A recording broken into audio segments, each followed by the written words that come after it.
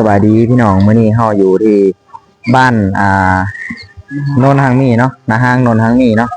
เมืองสนบุรีแขวงสวรรณเขตเนาะพี่น้องมื้อนี้เฮาก็ได้มาโมบุญเนาะพี่น้อง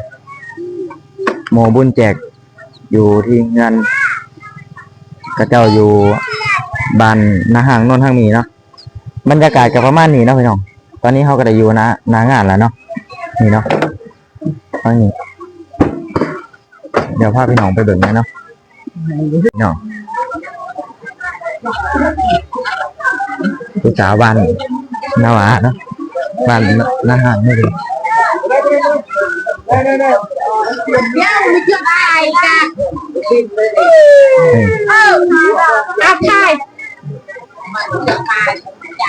บรรยากาศประมาณนี้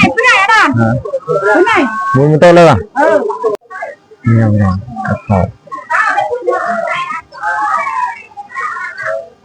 บรรยากาศยามเช้านะงานประมาณนี้คนยังมาบ่หลายพี่น้อง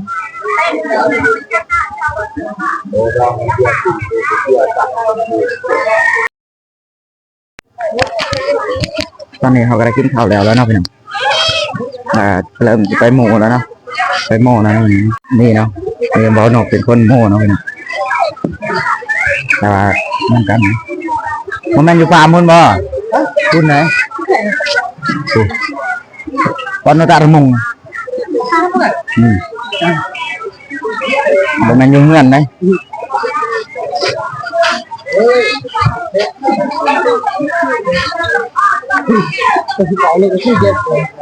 น้องโง่คือบอลเป็นเด็ดเป็นฟาร์มที่น้องพี่น้อง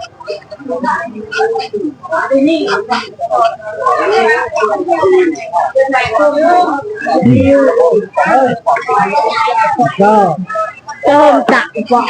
โอ้ยไม่ได้ติดแต่ใครจะไปไหนใครจะไปไหนเดี๋ยวนี้ก็แหละเดี๋ยวฮะ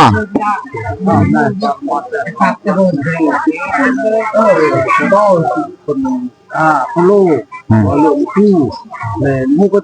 ผ้าในเราในบนบุญคนกินไปได้มอมพีบุญทานเพื่อว่อนที่นั่นก็ไม่ถูกแต่ตลาดไม่ไปได้จบแล้วได้ซื้อด้วยยาวรู้เลย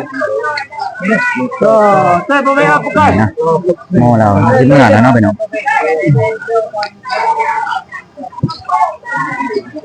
ไปเรียกต่อแล้วเป็นไงกินแล้วกะโม่แล้วครับที่ใดเมื่อเห็ดเรียกต่อนะพี่น้องเมื่อเห็ดงานอยู่ไปต่ออยู่กับเบาเนาะไปเมื่องานนี่พี่สาวว่าละห่างพี่น้องสำหรับคลิปนี้ก็ข้อจบไปเพียงเท่านี้เนาะพี่น้อง